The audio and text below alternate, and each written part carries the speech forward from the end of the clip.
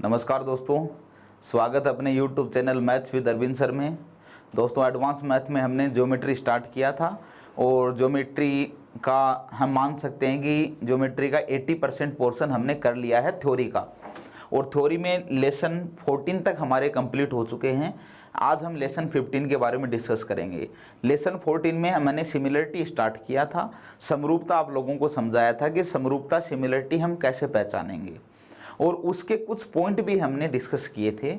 आज की क्लास में मैं आपको सिमिलरिटी को कैसे यूज करना है, कहाँ कहाँ पे सिमिलरिटी काम में आएगी, ये बातें मैं डिस्कस करने वाला हूँ। और ये सेशन आपके लिए बहुत ज़्यादा इम्पोर्टेंट है। जो भी एस्पिरेंट किसी भी एग्ज़ाम की तैयारी कर रहे हैं, भले ही CDS के एग्ज़ाम की तैयारी कर रहे हो, SSC की कर रहे हो, आप स्टेट के SI के एग्ज़ाम की तैयारी कर रहे हो, बहुत इंपॉर्टेंट सेशन है ये। तो थोड़ा सा ध्यान से पढ़ें, समझने की कोशिश करें। हम बहुत अच्छे अच्छे पॉइंट यहाँ पर डिस्कस करने वाले हैं। मेरा विश्वास है कि मैं आप लोगों को ज़रूर समझा पाऊँगा। चलो, सिमिलरिटी में, समरूपता में सबसे पहले मैं बात करता हूं कि जब भी सिमिलरिटी का नाम आएगा तो पाइथागोरस थ्योरम हमारे ध्यान आएगी। पाइथागोरस थ्योरम क्या है और कैसे आया है, मैं सारी डिटेल आपको बताना चाहूँगा, सारी डिटेल मैं आपको समझाऊंगा। देखो, सबसे पहले तो पाइथागोरस थ्योरम है क्या, पाइथागोरस प्रमेय क्या है। एक समकोण त्रिभुज में हमेशा राइट एंगल ट्राइंगल में लगेगी। एक समकोण त्रिभुज के कर्ण का वर्ग शेष दो भुजाओं के वर्गों के योग के बराबर होता है। कि कोई भी राइट एंगल ट्राइंगल है, उसमें कर्ण का हाइपोटेनस का जो स्क्वायर है वो रिमेनिंग टू साइड के स्क्वायर के सम के बराबर होता है। तो देखो दोस्तों, मतलब ये कहना चाहता है कि कोई भी एक राइट एंगल ट्राइंगल है, ABC एक ऐसा त्रिभुज है, एक ऐसा ट्राइंगल है जिसमें एक कोण 90 डिग्री के बराबर है, तो हम इसे क्या कहेंगे, राइट एंगल ट्राइंगल कहेंगे। 90 डिग्री के सामने की साइड हाइपोटेनस कहलाती है। तो ये जो हाइपोटेनस कर्ण जो है वो AC होगा। एक बेस है, आधार है, और एक परपेंडिकुलर हो गया, लंब हो गया। तो पाइथागोरस ने ये बताया कि भाई हाइपोटेनस का स्क्वायर जो है ये किसके इक्वल होता है, परपेंडिकुलर का स्क्वायर प्लस बेस के स्क्वायर के इक्वल होता है। ये कैसे होता है ये हम आगे डिस्कस करेंगे अभी। लेकिन मेन बात ये है कि टोटल 3 वेरिएबल आपको दे रखे हैं, H, P और B। कोई भी 2 वेरिएबल यदि आपको पता है तो तीसरा निकाल सकते हो। कभी आपको परपेंडिकुलर की जरूरत पड़ गई है, परपेंडिकुलर की जरूरत पड़ गई है, तो परपेंडिकुलर का स्क्वायर इजिकल टू क्या होगा, इस बेस को हम इधर भेज देंगे। तो परपेंडिकुलर का स्क्वायर इजिकल टू क्या होगा, हाइपोटेनस का स्क्वायर माइनस का बेस का स्क्वायर। कभी दोस्तों आपको बेस की जरूरत पड़ गई है तो बेस का स्क्वायर इजिकल टू क्या होगा, अब की बार परपेंडिकुलर को इधर भेज दो, तो हाइपोटेनस का स्क्वायर माइनस का परपेंडिकुलर का स्क्वायर। तो यहाँ से आप बेस निकाल सकते हो, ये परपेंडिकुलर है और ये हाइपोटेनस है। ये पाइथागोरस ने ये थ्योरम हमें दी थी। आप इसको ऐसे नहीं याद करके, आपको ज़्यादातर याद ऐसे रखना है कि भाई हाइपोटेनस के स्क्वायर में से कोई भी एक साइड का स्क्वायर माइनस कर देंगे तो दूसरी साइड हमारे पास निकल के आएगी। कभी भी हाइपोटेनस के स्क्वायर में से कोई भी एक साइड का स्क्वायर आप माइनस कर दोगे, आपके पास तीसरी साइड निकल के आ जाएगी। ये पाइथागोरस ने हमें समझाया था। अब हम इसका डिटेल्ड प्रूफ करेंगे। मैं आपको ये भी बताऊंगा कि भाई चलो AC स्क्वायर तो आप यहां से निकाल लोगे, लेकिन ये कैसे निकालेंगे, ये कैसे निकालेंगे, और भी बहुत सारी चीजें हैं जो सिमिलरिटी पे डिपेंड हैं। तो देखो दोस्तों, सबसे पहले तो मैं आपको ये बताना चाहूंगा कि ये कोई भी एक ट्राइंगल है जिसमें एक कोण 90 डिग्री है, तो हम इसे कहेंगे राइट एंगल ट्राइंगल, समकोण त्रिभुज। ठीक है, यहाँ पे 90 बना है तो हम इसे राइट एंगल्ड वर्टेक्स कहेंगे, समकोणीय शीर्ष कहेंगे। यहाँ से मैं हाइपोटेनियस पर यदि लंब डाल देता हूँ, ये BD जो है, BD इस कर्ण AC पर लंब है, परपेंडिकुलर है। BD परपेंडिकुलर किस पर है, AC पर। लंब डाला तो ये 90 डिग्री का है, तो ये भी 90 डिग्री का होगा। चलो, पहली बात तो मैं आपको एक पॉइंट क्लियर कर देना चाहता हूँ, क्योंकि कभी भी हमें जरूरत पड़े तो हम क्विक इसका डिसीजन दे सके।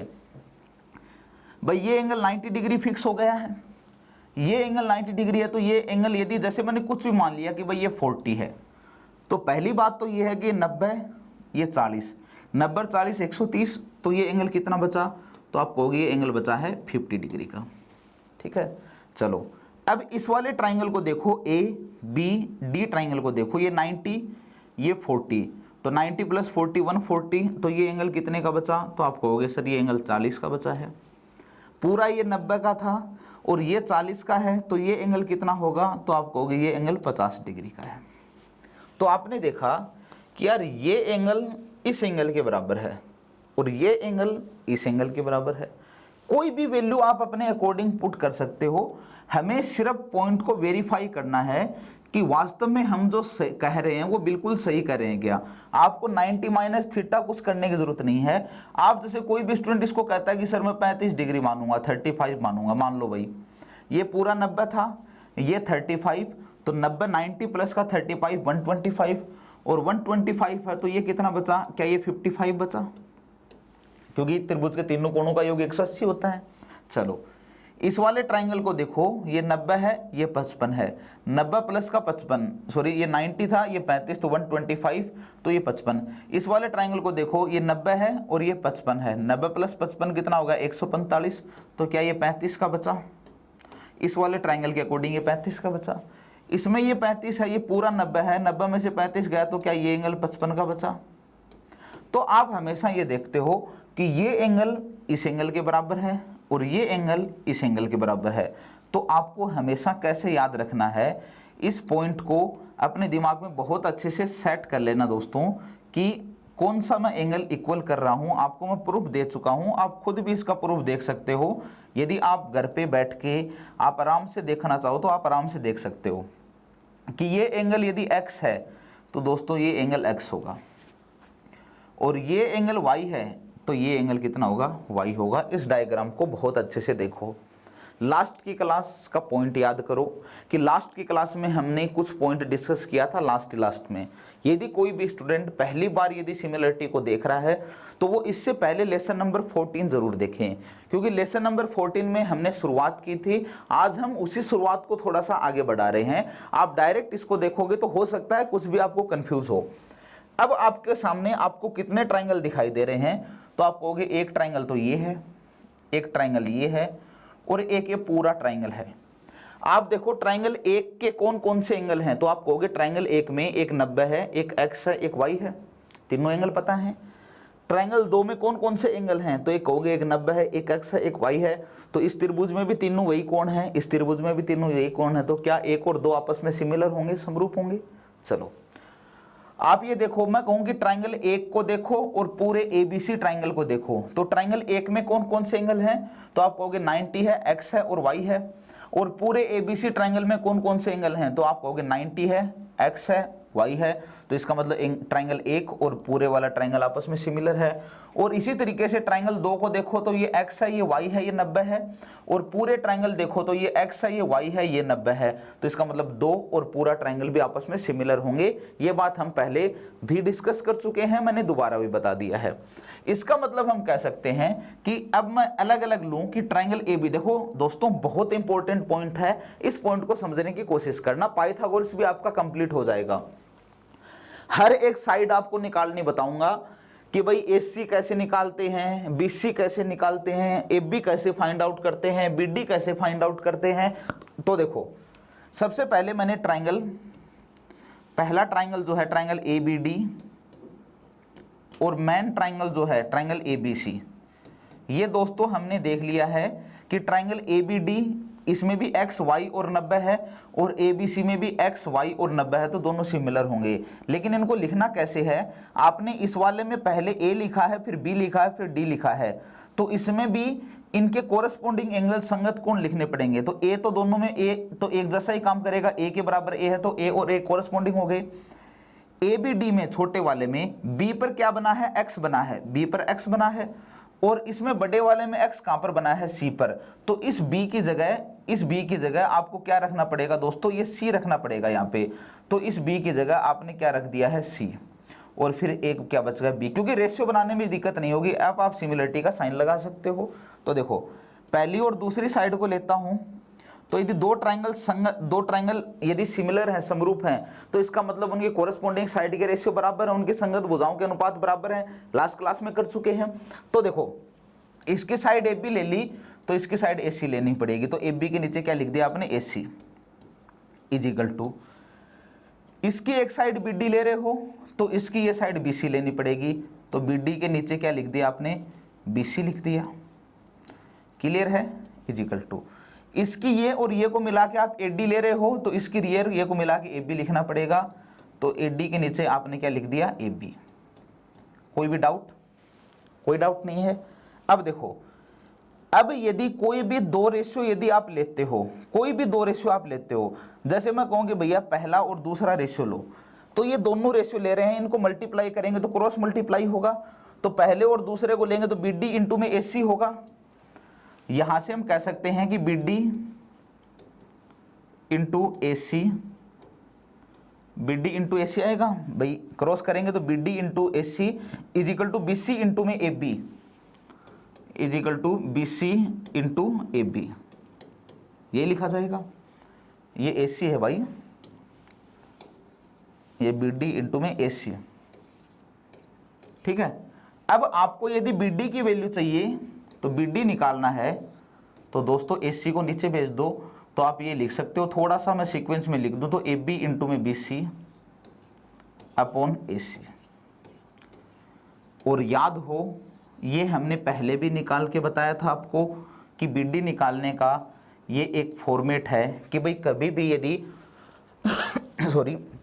कभी भी यदि आप राइट एंगल ट्राइंगल में समकोणीय शीर्ष से राइट एंगल वर्टेक्स से अपोजिट साइड पर यदि परपेंडिकुलर डालते हो, लंब डालते हो, तो इस लंब की लंबाई कैसे निकलती है, ये इंटू ये अपॉन में ये, तो ये हमने निकाला B D is equal to A B into B C, A B into B C divided by A C. तो बी डी निकाल सकते हो, बी डी निकालना पता चल गया।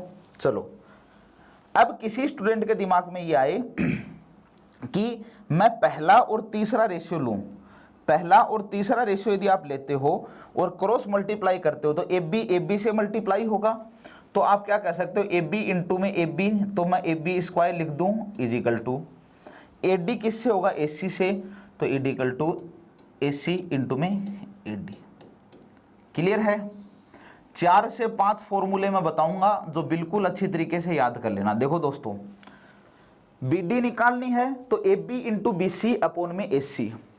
यदि कभी आपको ए बी निकालनी हो, ए बी ये ए बी, तो ए बी का square is equal to A C into A D, ये ऊपर ए डी, क्योंकि ए बी के पास में ऊपर वाला टुकड़ा है ए डी।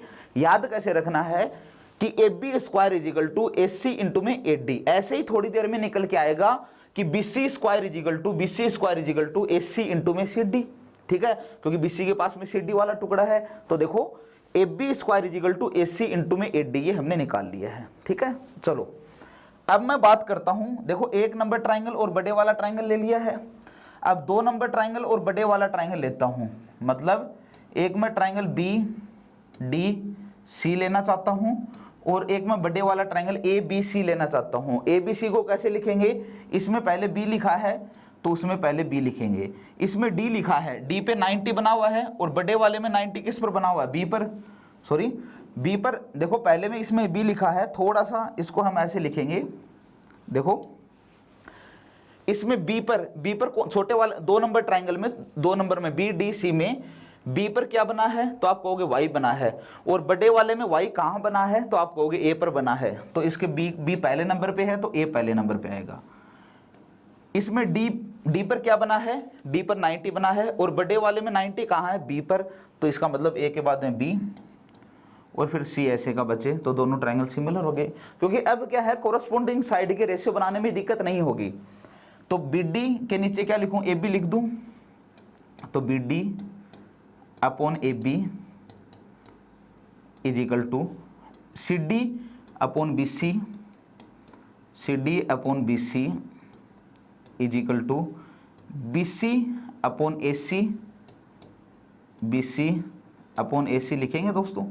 यदि ये लिखेंगे और मैं पहले को और दूसरे को, वो दूसरे को और तीसरे को लेता हूँ और क्रॉस मल्टीप्लाई करता हूँ, तो क्या B C square is equal to A C into में सी डी आएगा, ए सी इंटू में सी डी आएगा। देखो यही हमें प्रूव करना था, थोड़ी देर पहले मैंने बताया था कि याद रखना इसको, बी सी स्क्वायर निकालना है, बी सी स्क्वायर, तो बी सी स्क्वायर बराबर ए सी इंटू में सी डी, ए सी इंटू में सी डी। याद रखें, हमेशा ये पॉइंट याद रखने हैं। 4 फॉर्मूले बताऊंगा, राइट एंगल ट्राइंगल में कोई सी भी साइड निकालनी आए, कैसे भी निकालनी आए, आप आराम से वो साइड फाइंड आउट कर सकते हो यदि आप ये 4 से 5 फॉर्मूला याद रख सकते हो। फिर मैं इनको एक साथ लिख के आपको याद करवाने की कोशिश करूंगा।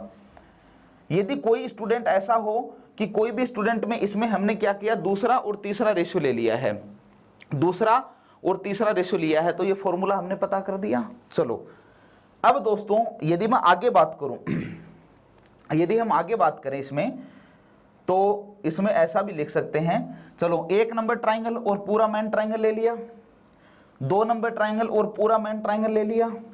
अब 1 नंबर और 2 नंबर को ले लो भाई। तो 1 नंबर कौन सा है, ट्राइंगल ए बी डी, यही है ना, ए बी डी। और 2 नंबर कौन सा है तो आपस में सिमिलर। तो देखो ए पर क्या बना है, वाई, और 2 नंबर में वाई किस पर बना है, बी पर। तो आप लिखोगे बी, ये सीक्वेंस ध्यान से लिखा करो भाई। ए बी डी में बी पर क्या बना है, बी पर एक्स बना है, और इसमें एक्स किस पर बना है, सी पर। तो बी सी और फिर बचा हुआ डी, क्या ये आपस में सिमिलर है? यदि सिमिलर हैं तो हम ऐसा लिख सकते हैं क्या दोस्तों कि ए बी अपॉन में B C, A B upon B C is equal to B D upon में C D, B D upon C D is equal to A D upon B D, A D upon B D. दोस्तों इसको cross multiply करेंगे, cross multiply करेंगे तो B D square is equal to क्या आएगा, तो आप कहोगे कि जैसे ही हम क्रॉस मल्टीप्लाई करेंगे, जैसे ही हम इन दोनों क्रॉस मल्टीप्लाई करेंगे तो B D square is equal to क्या आ जाएगा, B D square is equal to क्या आएगा, ए डी इंटू में C D, A D into C D. ठीक है, देखो बी डी की वैल्यू हम 2 तरीके से निकाल सकते हैं, 4 हो गया ना। देखो एक तो बी डी की वैल्यू कैसे निकलेगी, A B into B C upon A C. एक बी डी की वैल्यू कैसे निकलेगी, B D square is equal to क्या होता है, ए डी इंटू में C D, A D into में सी डी। मतलब इस टुकड़े को और इस टुकड़े को भी यदि मल्टीप्लाई कर दोगे तो बी डी का स्क्वायर निकल के आ जाएगा। तो बी डी का स्क्वायर कैसे निकल सकता है, ए डी इंटू में सी डी। अब इक्वेशन 2 और 3 को ऐड कर दूं, इक्वेशन 2 प्लस 3 में कर दूं, तो दोस्तों देखो ऐड करेंगे तो LHS में ऐड होगा, तो A B square plus B C square, A B square plus B C square is equal to, इधर को इधर में ऐड करेंगे तो ए सी कॉमन ले लूँ, यदि मैं ए सी कॉमन ले लूँ तो क्या ए सी कॉमन लेने के बाद में अंदर ए डी और यहाँ सी डी बचेगा, तो आप कहोगे बिल्कुल बचेगा। थोड़ा सा इसको क्लियर कर देते हैं, ए सी बार कॉमन ले लिया, ए सी जैसे कॉमन लिया ए डी यहाँ बच गया और सी डी यहाँ बच गया, तो ए डी प्लस का सी डी। मेरा विश्वास है कि सभी लोगों को दिखाई दे रहा होगा। दोस्तों A D plus C D, A D plus C D, तो ए सी तो है ये, तो A D plus C D की जगह ए सी लिख दूँ, और ए सी पहले से ही है, तो ए बी का स्क्वायर प्लस बी सी का स्क्वायर इज इक्वल टू क्या, ए सी का स्क्वायर होगा, और ये क्या होती है, पाइथागोरस थ्योरम होती है। यही हमें प्रूव करना था तो हमने प्रूव कर दिया। ठीक है, यही पाइथागोरस थ्योरम होती है, यही आपने आज तक पढ़ा था, और उस पॉइंट को हमने आज क्लियर कर दिया है कि कैसे हाइपोटेनियस का square is equal to perpendicular का स्क्वायर प्लस बेस का स्क्वायर होता है। आपकी स्क्रीन पर 1 2 3 4 और ये 5 फॉर्मूले हैं, और राइट एंगल ट्राइंगल में इस तरह का कंस्ट्रक्ट यदि आप करते हो तो ये 5 फॉर्मूले आपके बहुत अच्छे से क्लियर होने चाहिए। कैसे आए, सिमिलरिटी से आए भाई। सिमिलरिटी पता था, पहले तो हमने सिमिलरिटी प्रूव की, उसके बाद में कोरस्पॉन्डिंग साइड के रेशियो लेकर चलते गए तो आंसर आ गया। तो याद रखना कि राइट एंगल ट्राइंगल में इसका स्क्वायर प्लस इसका स्क्वायर बराबर इसका स्क्वायर होता है। अब देखो जो फॉर्मूले हमने डिस्कस किए हैं उनको मैं सभी फॉर्मूलों को यदि इस टाइप से एक बार लिख दूं, ताकि आप हमेशा याद रखो कि कोई भी राइट एंगल ट्राइंगल है, ये 90 डिग्री का कोण है, ए बी सी इसका नाम है, यहाँ से आपने परपेंडिकुलर डाल दिया बी डी। तो देखो दोस्तों एक तो फॉर्मूला ये था कि ए बी निकालना है, ए बी, तो A B square is equal to क्या होगा, A C square plus into A D. तो A B square is equal to A C into A D. Clear है, A C into A D. B C square निकालना है तो B C square बराबर क्या होगा, ए सी इंटू में C D. तो आप कह सकते हो बी सी स्क्वायर ए सी इंटू में सी डी। ठीक है, यदि आपको ए सी निकालना है तो A C square is equal to A B square plus B C square. ठीक है, यदि आपको बी डी निकालना है तो एक तो बी डी निकालने के लिए ये फॉर्मूला है कि A B into B C upon A C, एक तो ये है बी डी निकालने का। दूसरा हम बी डी का स्क्वायर ऐसे भी निकाल सकते हैं, B D square is equal to क्या होगा, A D into C D, A D into C D. ठीक है, ये फॉर्मूले याद कर लेना भाई, ज्योमेट्री सीखना है इनको हमेशा लिख लेना चाहिए ऊपर, याद रखें। ठीक है ना, क्योंकि कई बार हम सोचते हैं कि क्यों लिखा है, तो ये हमेशा याद रखें। आया कैसे है वो मैं आपको समझा चुका हूँ, याद रखोगे तो ही क्वेश्चन में एग्जीक्यूट कर पाओगे। आया कैसे है मैं बता चुका हूँ, आपको ये फॉर्मूले याद रखने पड़ेंगे। कोई भी क्वेश्चन किसी भी तरीके से ये निकालना हो, ये निकालनी हो, ये निकालनी हो, ये कुछ भी निकालना है, आपको मैंने 5 फॉर्मूले बता दिए हैं। ये 5 फॉर्मूले हमेशा याद रखने होंगे। मेरा मानना है कि स्टूडेंट इसको बहुत अच्छे से याद रखेंगे। आगे चलें, चलो नेक्स्ट क्या है, देखो कि त्रिभुज के किसी एक भुजा की मध्य बिंदु से, ध्यान से समझना कि कोई भी एक ट्रायंगल है उसमें एक भुजा के मध्य बिंदु से दूसरी भुजा के समांतर, एक भुजा के मिड पॉइंट से दूसरी भुजा के समांतर खींची गई रेखा तीसरी भुजा को भी समद्विभाजित करती है। इसका कहने का मतलब ये है कि कोई भी एक ट्रायंगल हमने लिया है, ये कोई भी एक ट्रायंगल है, कैसा भी ट्रायंगल है। कई स्टूडेंट काफ़ी इन पॉइंट में डाउटफुल रहते हैं, तो मैं थोड़ा सा उन स्टूडेंट को अच्छे से समझाने की कोशिश करूंगा कि ABC एक ट्रायंगल है। इसने क्या बोला है कि इस ABC ट्रायंगल में कोई भी एक साइड ले ली AB, यहाँ पे ले ली, इसका एक मिड पॉइंट ले लिया D। ये D क्या है, ये मिड पॉइंट है,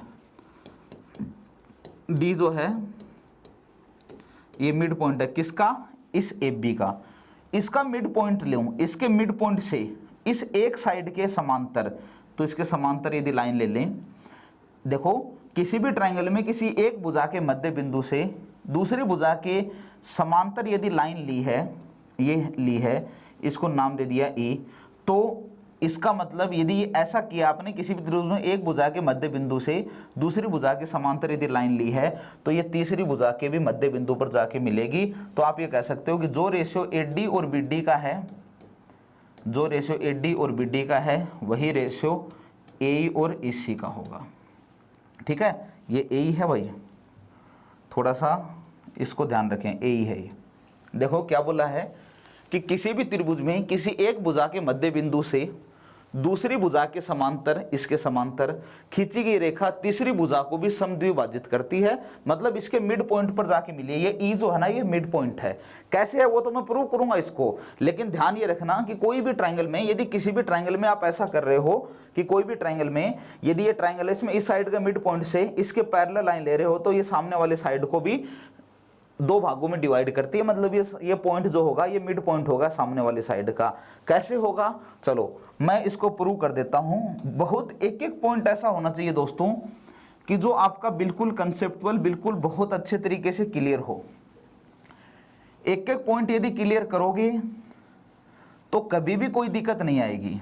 तो देखो अब हम बात करें कि हमारा पॉइंट ये है कि कोई भी एक ये ट्रायंगल है, ABC इस ट्रायंगल का नाम है। इस ABC ट्रायंगल में इस AB साइड का मिड पॉइंट ले लिया D, और इसके मिड पॉइंट से इस BC के पैरेलल लाइन ली जाए, जैसे DE। इस BC के पैरेलल लिया है भाई हमने, मतलब DE किसके पैरेलल है, BC के पैरेलल है, BC के समांतर है। तो देखो ये दोनों पैरेलल हैं। तो अब हमें प्रूव ये करना है कि E जो है ये AC का मिड पॉइंट है, क्योंकि ये तो D तो पहले ही मिड पॉइंट है। हमें प्रूव ये करना है कि E भी है वो इस AC का मिड पॉइंट है। कैसे प्रूव करेंगे, देखो आप ये बताओ कि पहली बात तो ये D मिड पॉइंट है, D तो मिड पॉइंट है इसका, तो D मिड पॉइंट है, तो क्या आप ऐसे कह सकते हो कि AD upon BD, AD upon BD mid point है, तो इनका अनुपात 1:1 होगा, या 1:1 या 1/1 को मैं 1 लिख दूं, कोई दिक्कत भाई। AD upon BD is equal to 1 लिख दिया, 1/1 लिख दो, ठीक है, 1 लिख दिया। थेल्स थ्योरम क्या कहती है दोस्तों, थेल्स थ्योरम यदि आपको याद हो तो लास्ट क्लास में हमने देखा था कि थेल्स थ्योरम ने क्या कहा कि यदि ये दोनों साइड पैरेलल हैं, यदि ये दोनों साइड पैरेलल हैं तो AD और BD का जो रेशियो होगा वही AE और EC का रेशियो होगा। AD upon BD is equal to AE upon EC, ये थेल्स थ्योरम बताया है। अब मुझे ये बताओ कि इक्वेशन 1 और 2 को मैं देखता हूँ, इक्वेशन 1 और 2 को मैं देखता हूँ तो AD अपॉन BD बराबर 1 और AD अपॉन BD बराबर AE अपॉन EC, तो क्या मैं ऐसा कह सकता हूँ क्या दोस्तों? इसलिए AE upon EC is equal to भी 1 होगा, इसलिए AE बराबर EC है। यदि AE और EC बराबर हैं इसलिए हम कह सकते हैं कि E जो है वो क्या है? मिड पॉइंट है। E जो है वो क्या है? मिड पॉइंट है। ये हमें प्रूव करना था, ठीक है। तो हर एक पॉइंट का आपको बेसिक फॉर्मेट के साथ साथ उसका प्रूफ भी पता होगा दोस्तों, तो कभी भी नहीं भूल सकते। ज्योमेट्री में कोई भी ऐसा पॉइंट नहीं हो सकता, अभी तक मैंने जो 15 लेक्चर जो अभी तक चल रहा है, कोई भी एक भी सिंगल ऐसा पॉइंट आपको नहीं बताया है जिसका मैंने प्रूफ नहीं बताया हो। और यदि नहीं बताया है तो आप मुझे कमेंट करके ज़रूर बताएं कि हमें इस पॉइंट का प्रूफ आप बताओ, क्योंकि अब मैं आप लोगों के सामने तो हूँ नहीं, मैं कैमरे के सामने हूँ, लेकिन हमारी डायरेक्ट बातचीत कैसे हो सकती है कि कोई भी पॉइंट में यदि आपको कमी लग रही है, पहले दिन से लेकर आज के दिन तक स्टूडेंट ने जैसे भी फीडबैक दिए हैं, लाइट कम है, लाइट ज़्यादा है, ब्राइटनेस कम है, ब्राइटनेस ज़्यादा है, जैसे भी फीडबैक दिए हैं, हमने हर बार उन चीज़ों को इम्प्रूव करने की कोशिश की है। दोस्तों आप यदि हो तो हम हैं, ठीक है, वरना हम ही हम तो क्या हम हैं। तो ध्यान रखना, हर एक पॉइंट का प्रूफ आपको पता होना चाहिए। और प्रूफ कैसे आता है, हर एक पॉइंट का मैंने प्रूफ बता रखा है। फिर भी यदि कोई पॉइंट ऐसा हो जो मिस हो गया हो तो कमेंट करके ज़रूर बताएं, मैं उसका प्रूफ आपको ज़रूर बताऊंगा, ठीक है। चलो अगला पॉइंट क्या है दोस्तों कि यदि कोई रेखा त्रिभुज की दो भुजाओं के मध्य बिंदु पर मिले तो वह रेखा तीसरी भुजा के समांतर व उससे आधी होगी, ठीक है। ये बहुत इंपॉर्टेंट पॉइंट है। इसने कहा कि कोई भी एक ट्राइंगल है, ये एक ट्राइंगल है ABC, ABC इस ट्राइंगल का नाम देता हूँ। इसने क्या बोला है कि यदि कोई त्रिभुज की दो भुजाओं के मध्य बिंदु पर मिले, मतलब ये है कि एक इस साइड का मिड पॉइंट D है, इस साइड का मिड पॉइंट E है, तो आप क्या कहोगे कि D और E जो हैं ये क्या है? मिड पॉइंट है, ये मिड पॉइंट है, ठीक है। ये D और E जो है ये मिड पॉइंट है। तो ये बोल रहा है कि यदि इन दो भुजाओं के मिड पॉइंट को मिलाने पर ये जो लाइन बनी है, कौन सी? इन D और E को मिला दिया तो DE, तो ये कह रहा है कि ये जो DE बना है ये इस तीसरी साइड BC के पैरेलल है। मतलब DE और BC क्या है? पैरेलल हैं। मतलब DE और BC क्या है? पैरेलल हैं। और साथ के साथ ये जो DE है ये इस BC की आधी है। तो आप ये भी कह सकते हो कि DE is equal to 1/2 of BC। कई स्टूडेंट कंफ्यूज यहाँ हो जाते हैं कि जैसे ही उन्होंने BC और DE को पैरेलल देखा, BC और DE को पैरेलल देखा, तो वो कह देते हैं कि DE is equal to 1/2 BC, जो कि गलत है। यदि D और E मिड पॉइंट है ना, देखो यदि D और E पॉइंट है तो हम कह सकते हैं AD अपॉन BD बराबर AE अपॉन EC, या हम कह सकते हैं AD अपॉन AB बराबर AE अपॉन AC, या BD अपॉन AB बराबर CE अपॉन में AC। ये तो हम पहले प्रूव कर चुके हैं। जो लास्ट लेक्चर हुआ था, लेसन नंबर 14 हमने जो किया था, उसमें सिमिलरिटी का पार्ट फर्स्ट जो था उसमें ये बात हम प्रूव कर चुके हैं। लेकिन बात क्या है कि यहाँ पे क्या बोला है कि यदि इस साइड का मिड पॉइंट है और इस साइड का मिड पॉइंट है तो इनके मिड पॉइंट को मिलाने पर ये जो DE साइड बनी है, यदि ये मिड पॉइंट हैं तो ये DE साइड अपने आप ही तो इस BC की पैरेलल हो जाएगी कि DE और BC क्या है? पैरेलल। और साथ के साथ ये जो DE है ये हमेशा इस BC की आधी होगी। ये पॉइंट हमें बताने की कोशिश की है। अभी हम डिस्कस करेंगे कि ऐसा क्यों होता है। हमें पैरेलल भी प्रूव करना है और साथ के साथ हमें जो हमने लिखा है कि DE जो है वो इस BC की हाफ कैसे होगी, ये भी हमें प्रूव करना है। क्लियर है मेरी बात? चलो याद रखना, ये इंपॉर्टेंट पॉइंट है भाई, ठीक है। तो देखो ऐसा कैसे होगा चलो ये हमें प्रूव करना है। ये बात तो अगले ने दी है कि डी और ई जो हैं ये क्या है, मिड पॉइंट है। डी और ई मिड पॉइंट है। चलो दोस्तों, यदि डी और ई जो हैं ये मिड पॉइंट हैं, ये मध्य बिंदु हैं किसके, इस ए बी और ए सी के, यदि ये मिड पॉइंट हैं, तो क्या आप कह सकते हो क्या A D upon B D, क्या आप ऐसा कह सकते हो कि A D upon B D is equal to 1 होगा, मिड पॉइंट है तो कह सकते, ठीक है। चलो इसको इक्वेशन 1 नाम दे दिया। अब E है, ये AC का मिड पॉइंट है, E AC का मिड पॉइंट है तो AE अपॉन में EC बराबर भी 1 होगा, तो आप कहोगे बिल्कुल होगा, AE अपॉन में AC is equal to 1। Equation 1 भी 1 को रिप्रेजेंट कर रही है, इक्वेशन 2 भी 1 को रिप्रेजेंट कर रही है, तो इक्वेशन 1 और इक्वेशन 2 से क्या हम ये बता सकते हैं कि इक्वेशन 1 और 2 से क्या होगा, AD अपॉन में BD is equal to AE upon में EC होगा। क्या इस बात से एग्री हो?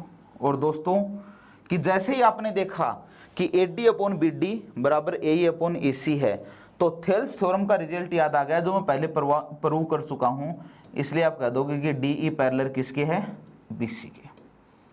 DE पैरेलल BC के है, मेरी बात से एग्री हो?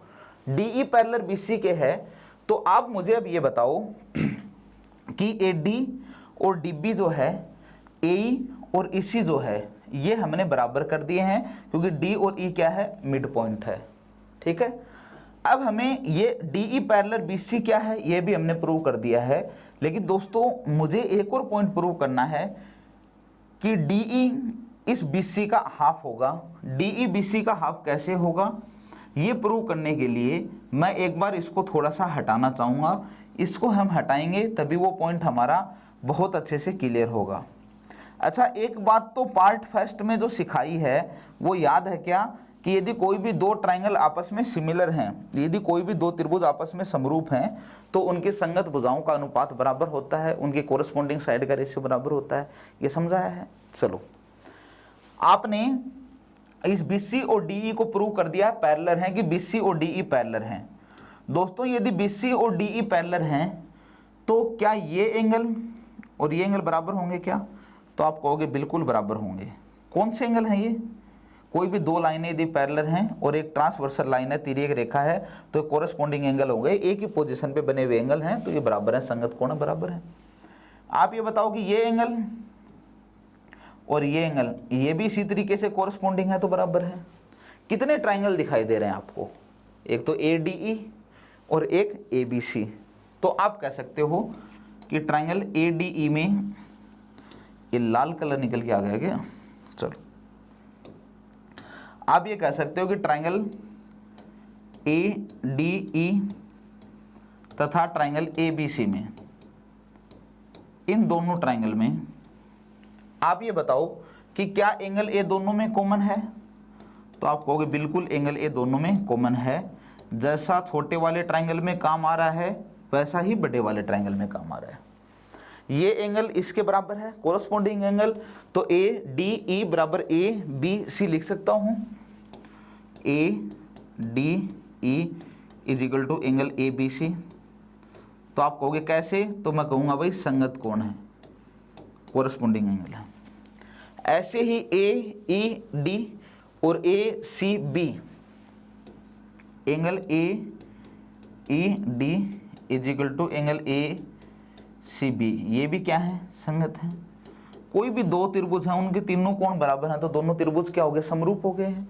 तो इसलिए आप कह सकते हो कि ट्राइंगल ADE सिमिलर है, समरूप है ट्राइंगल ABC के। और दोस्तों कोई भी दो ट्राइंगल यदि सिमिलर हैं तो उनकी कोरस्पॉन्डिंग साइड के रेशियो बराबर होंगे।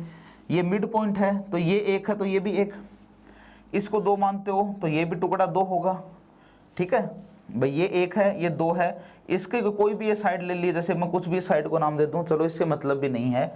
आप ये देखो कि AC और AC, ठीक है, इसका AD अपॉन में AB, तो AD अपॉन AB लिखूं, फिर मैं लिखूंगा, सॉरी ADC नहीं है ADE है, ADE है, हाँ, तो AE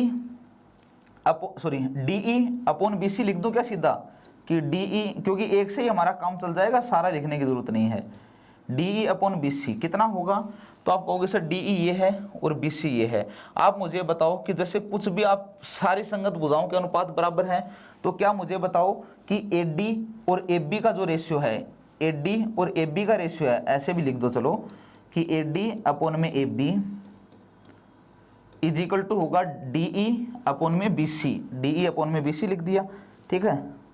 आप मुझे बताओ कि AD और AB का रेशियो क्या है, AD 1 है और AB कितनी है 2, तो AD और AB का रेशियो 1:2, तो DE और BC का रेशियो भी 1:2 होगा।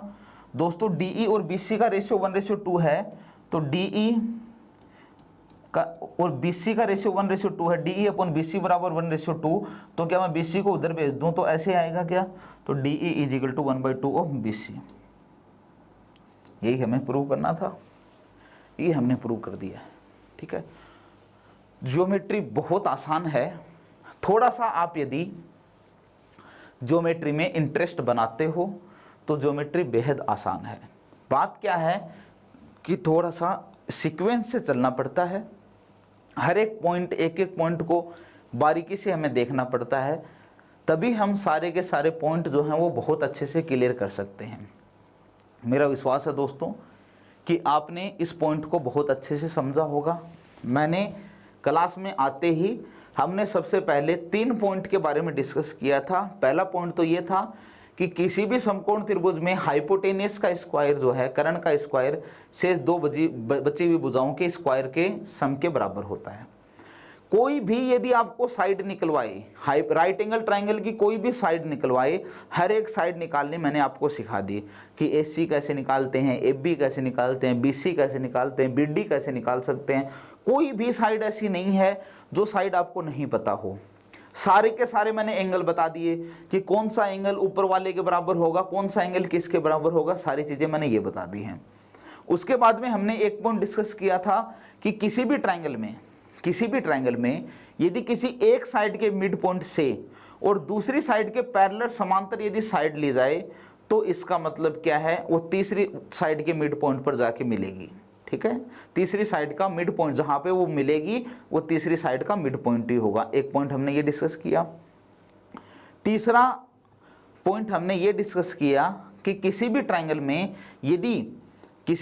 में किन्हीं 2 साइड के मिड पॉइंट को यदि मिला दिया जाए, किसी ट्राइंगल में 2 साइड के मिड पॉइंट को यदि मिला दिया जाए तो मिलाने पर ये जो साइड बनी है ये तीसरी साइड की आधी होगी और हमेशा तीसरी साइड की पैरेलल होगी। कैसे होगी, मैंने ये बहुत अच्छे से आपको समझाने की कोशिश की है। मेरा विश्वास है कि आप लोग बहुत अच्छे से समझ गए होंगे। सिमिलरिटी का पार्ट फर्स्ट यदि आप लोगों ने नहीं पढ़ा है, यदि आपने नहीं देखा है तो सिमिलरिटी का पार्ट फर्स्ट देखें। पार्ट फर्स्ट देखने के बाद में ही आप पार्ट सेकंड देखें। आपके लिए इतनी सारी चीजें की जा रही हैं दोस्तों। टेलीग्राम चैनल पर भी खूब सारे क्वेश्चन डाल रहे हैं, मतलब आप इसका फायदा लॉकडाउन या फिर मैं कहूँगी ऑनलाइन क्लास का फायदा उठा पाओ या नहीं उठा पाओ, लेकिन जो स्टूडेंट वास्तव में पढ़ रहे हैं और जिन्होंने एक एक टॉपिक, एक एक लेसन बहुत अच्छे से पढ़ा है, उन स्टूडेंट को ज्योमेट्री की थ्योरी बहुत अच्छे से समझ में आई होगी। तो मेरा सभी स्टूडेंट से ये कहना है कि थोड़ा सा इन पॉइंट के बारे में डिस्कस करें, सारे के सारे लेक्चर पढ़ें, एक एक लेसन दूसरे से जुड़ा हुआ है। यदि आप इस तरीके से करोगे तभी सारे पॉइंट क्लियर होंगे। जिस तरीके से मैं मेहनत कर रहा हूँ आप लोग भी इस तरीके से मेहनत करो तो वो हमारे लिए ज़्यादा अच्छा है। चलो दोस्तों, एक और पॉइंट हम डिस्कस कर लेते हैं कि त्रिभुज की तीनों भुजाओं के वर्गों का योग का 3 गुना, तीनों साइड के वर्ग स्क्वायर के योग का 3 गुना, इसके तीनों माध्यिकाओं के वर्गों के योग के 4 गुना के बराबर होता है। मतलब ये कहना चाहता है कि कोई भी एक ट्राइंगल है, इस ट्राइंगल को कुछ भी नाम दे दूं मैं, जैसे ABC इस ट्राइंगल को नाम दे दिया। एक इसकी मीडियन माध्यिका AD ले ली, एक मीडियन माध्यिका BE ले ली, एक मीडियन एक माध्यिका CF ले ली। अब इसने क्या कहा है कि इसकी तीनों साइड हैं उनके स्क्वायर के सम का 3 गुना। तो एक साइड इसमें AB है, AB का स्क्वायर, एक BC है, BC का स्क्वायर, एक CA है, इसका स्क्वायर, इनके स्क्वायर के योग का 3 गुना किसके बराबर होता है, इसकी तीनों माध्यिकाओं एक AD है, एक BE है और एक CF है। इन तीनों माध्यिकाओं के स्क्वायर के योग के 4 गुने के बराबर होता है। सीधा सीधा आपसे ये भी क्वेश्चन पूछ लेता है, जैसे आप ये बताओ, जैसे कई स्टूडेंट कहते हैं भाई इसमें क्वेश्चन कैसे बनेगा। क्वेश्चन तो मैं आपको समझा दूंगा, लेकिन आप ये बताओ कि क्या इसमें ऐसा क्वेश्चन नहीं बन सकता क्या कि कोई भी एक ट्राइंगल है ABC एक ट्राइंगल है, उसकी 3 माध्यिकाएं हैं, 3 मीडियन है, AD BE और CF 3 मीडियन हैं। तो निम्न में से कौन सा कथन सत्य है? Which of the following statement are true. तो आप ये बताओ कि क्या ऐसा नहीं कह सकता क्या कि जैसे कह दे कि भाई इस इक्वेशन के बराबर बताओ क्या होगा, AD square plus BE square plus CF का स्क्वायर। कह दे कि एक कोई भी ट्राइंगल ABC है, उसके 3 मीडियन है, AD BE और CF, और आपसे पूछ ले तो बताओ ये किसके बराबर होगा। पहला ऑप्शन आपको दे दिया 3/4, दूसरा ऑप्शन आपको दे दिया 4/3, तीसरा ऑप्शन आपको दे दिया 5/2 और चौथा ऑप्शन आपको दे दिया 2/5। आप ये बताओ क्वेश्चन नहीं बन सकता क्या? क्वेश्चन ही है ये। इसको ये इधर है, ये इधर है, इसके नीचे ये चला गया तो 4 बचा, नीचे 3 चला गया तो 4/3 आंसर आ गया। तो ऐसे मत सोचा करो कि भाई कोई भी पॉइंट से क्वेश्चन कैसे बनता है। क्वेश्चन तो खूब सारे क्वेश्चन जब हम प्रैक्टिस में करवाएंगे तो खूब सारे क्वेश्चन बनने लगेंगे, लेकिन अभी फिलहाल हम सिर्फ थ्योरी पढ़ रहे हैं। तो थ्योरी कंप्लीट करवाऊंगा, उसके बाद में हम खूब सारे क्वेश्चन करेंगे। तो थ्योरी आपकी बिल्कुल क्लियर होनी चाहिए। इस पॉइंट को हमें प्रूव करना है तो इस पॉइंट को बहुत अच्छी तरीके से प्रूव कर सकते हैं। अपोलोनियम थ्योरम पढ़ी थी भाई, अपोलोनियम थ्योरम हमने क्लास में डिस्कस किया था। अपोलोनियम थ्योरम मैंने ये बताया था कि कभी भी मीडियन की लेंथ निकालनी हो, माध्यिका की लेंथ निकालनी हो, कैसे निकालते हैं। जैसे ये एक मीडियन है, माध्यिका AD है, तो हमने क्या बताया था कि AD किस किस के बीच में आई है, AB और AC के बीच में आई है। तो क्या आप ऐसा लिख सकते हो AB का स्क्वायर प्लस AC का square is equal to 2 of AD का स्क्वायर प्लस किस पर जाके मिली है, BC पर, तो BC स्क्वायर बाई 2 लिख दें भाई। इक्वेशन एक मीडियन यदि BE ले लूं, BE एक माध्यिका BE मीडियन यहाँ से गई है, तो AB का स्क्वायर प्लस BC का स्क्वायर, AB का स्क्वायर प्लस BC का square is equal to 2 of BE का स्क्वायर प्लस BE किस पर गई है, AC पर, तो AC स्क्वायर बाई 2। इक्वेशन 2 नाम दे दूं। एक इसी तरह एक मीडियन ले ली मैंने CF, तो अब आप कह सकते हो कि AC का स्क्वायर प्लस BC का square is equal to 2 of CF का square plus AB square by 2। क्या अपोलोनियम थ्योरम आपको याद है क्या? याद है। तो अब तीनों इक्वेशन को मैं ऐड करूं तो LHS में जुड़ता है, RHS में जुड़ता है। AB square 2AB square 2AC square और 2BC स्क्वायर, तो मैं सीधा ऐसे लिख दूं 2AB square plus 2BC square plus 2CA square is equal to ये 2AD square 2BE square 2CF square 2AD square plus 2BE square plus 2CF square plus ये BC square by 2 plus AC square by 2 plus AB square by 2 लिख सकता हूं भाई। चलो अब इसको इधर भेजूं, ये पूरा 2AB स्क्वायर है, ये तो 2 है, और ये AB स्क्वायर बाई 2 मतलब ये हाफ है, तो ये हाफ इधर जाएगा, तो 2 में से हाफ गया तो 1.5 डेढ़ बचा है, और डेढ़ का मतलब क्या 3/2 हो सकता है क्या? तो आप 3/2 AB स्क्वायर लिख सकते हो, कोई दिक्कत। ये पूरा 2 है, इधर से ये आधा आएगा, तो 2 में से हाफ गया तो डेढ़ का मतलब 3/2। ऐसे ही 2BC स्क्वायर है, ये BC स्क्वायर बाई 2 है, तो 3/2 ही BC स्क्वायर बचेगा। 3/2 को मैं बाहर ले लूं तो क्या मैं ऐसा लिख सकता हूं?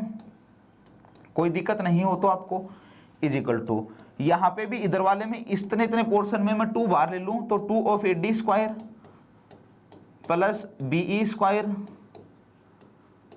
प्लस CF स्क्वायर, यही होगा दोस्तों। आप ये बताओ कि क्या आप 2 को इधर भेज दे सकते हो? 2 यदि इधर से मल्टीप्लाई होगा उस 2 से तो इधर तो 3 बच जाएगा, तो 3AB square plus BC square plus CA square is equal to 2 इधर आ जाएगा तो 4AD square plus B square plus C F square, यही आएगा और यही हमें प्रूव करना था। बस बिल्कुल आसान सा था, ये हमने प्रूव कर दिया है कि किसी भी त्रिभुज में उसकी तीनों भुजाओं के स्क्वायर के योग का 3 गुना, उसकी तीनों माध्यिकाओं के स्क्वायर के योग के 4 गुना के बराबर होता है। या फिर मैं ये कहूँ कि तीनों साइड के स्क्वायर का सम और तीनों मीडियन के स्क्वायर के सम का जो अनुपात है, जो रेशियो है, वो किसके बराबर होगा? 4:3 के बराबर होगा, 4/3 के बराबर होगा। तो किसी भी तरीके से हमसे क्वेश्चन पूछ सकता है। आपके डाटा बिल्कुल क्लियर होने चाहिए। मेरी कोशिश ये रही है और मेरी कोशिश आज भी यही है कि मैं आपको हर एक पॉइंट आपको समझाऊं कि ये पॉइंट हमने कैसे किया है। आप लोगों को कितना समझना है, आप लोग कितना पढ़ना चाहते हो, वो आपके ऊपर डिपेंड है। स्कॉलर्स कैरियर एकेडमी का जो टेलीग्राम चैनल है, उस टेलीग्राम चैनल पे हमने सारी चीज़ें अपडेट कर रखी हैं। इतने क्वेश्चन, इतने प्रैक्टिस सेट, भले ही चाहे वो अर्थमेटिक के हों, भले ही चाहे वो एडवांस मैथ के हों, इतने प्रैक्टिस सेट डाले जा रहे हैं हर रोज। इतने क्वेश्चन अर्थमेटिक के डाले जा रहे हैं, विद आंसर की डाले जा रहे हैं, और साथ के साथ आपके लिए डाउट बताने के लिए डाउट ग्रुप भी जनरेट कर रखा है। दोस्तों, हमारी तरफ से हमने कोई भी प्रयास ऐसा नहीं किया, ऐसा कोई भी प्रयास नहीं छोड़ा है कि जिससे आप लोग अपनी मेहनत बहुत अच्छे से नहीं कर पाओ। आपके ऊपर डिपेंड है कि आप कितनी अच्छी मेहनत करते हो। ठीक है, चैनल से बने रहिए। कल हम सिमिलरिटी का पार्ट 3 पढ़ेंगे, सिमिलरिटी फिनिश। तो ज्योमेट्री का ट्राइंगल भी लगभग फिनिश हो गया है। 1-2 क्लास उसके बाद में और होंगी, फिर हम उसके बाद अर्थमेटिक स्टार्ट करेंगे। आज के लिए इतना ही। क्लास कैसी रही कमेंट करके ज़रूर बताएं, और चैनल में यदि चीज़ें अच्छी लगती हैं तो लाइक और शेयर ज़रूर करें, ताकि सभी स्टूडेंट तक पहुँच पाएँ हम लोग और उनका भी भला हो सके। आज के लिए इतना ही, मिलते हैं नेक्स्ट क्लास में। Thank you.